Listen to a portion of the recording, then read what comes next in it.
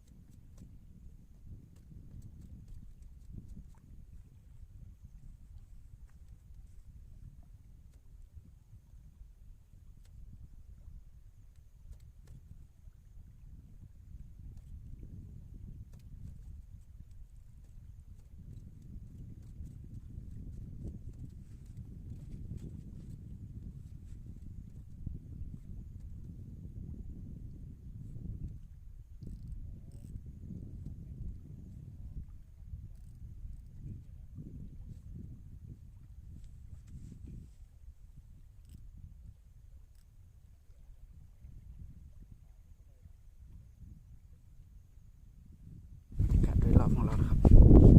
มีนาอยู่ตกปลาอยู่ตรงนู้นนะครับ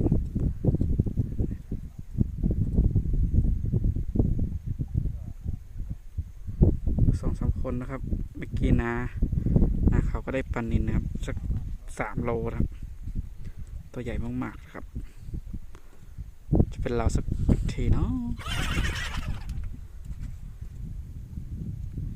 ชื่อบรรยากาศไปนะครับมาบรรยากาศกันนะครับ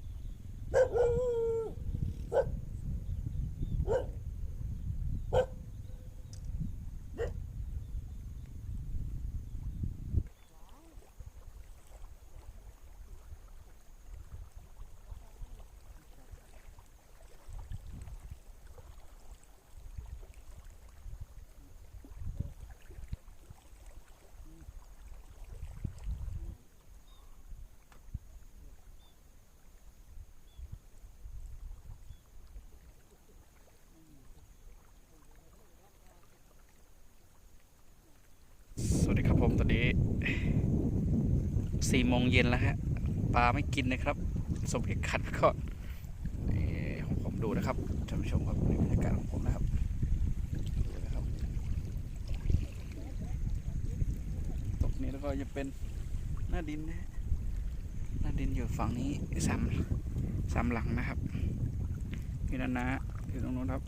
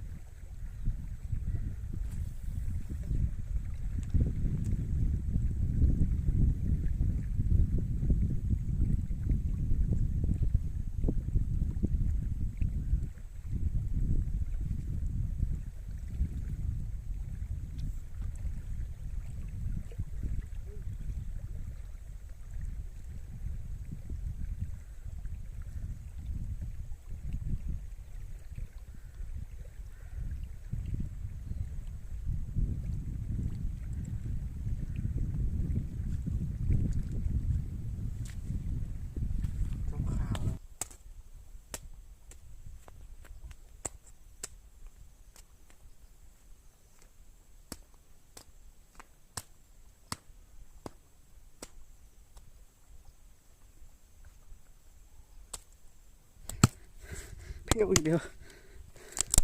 เพี้ยวอย่างเดียวเพี้ยวหมาอย่างเดียวนี่อย่างนี้นะครับแต่มันออกมาได้นะครับใต้นี่ก็มีนะ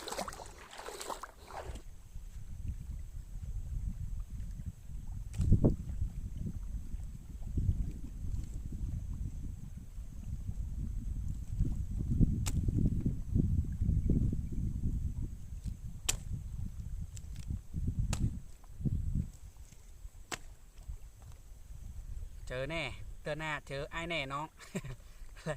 เตือนหน้าครับครับคลิปนี้ก็มาได้อย่างสักอย่างนะครับเพี้ยวง่ายอย่างเดียว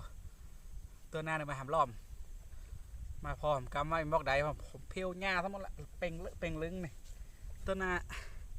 าจะมาจอมของกำได้มาได้ก็ว่ากันทำกำนะมันมืดแล้วครับตอนนี้มันมืดแล้วเนาะผมขอตัวปิกก่อนนะครับเจอกันเตือนหน้าโอทูโกจะไปไหนต่อทำอะไรยังก็ติดตามชมกันทำกำเจอกันเตือนหน้าสวัสดีครับสวัสดีครับบ๊ายบาย let's goบ๊ายบาย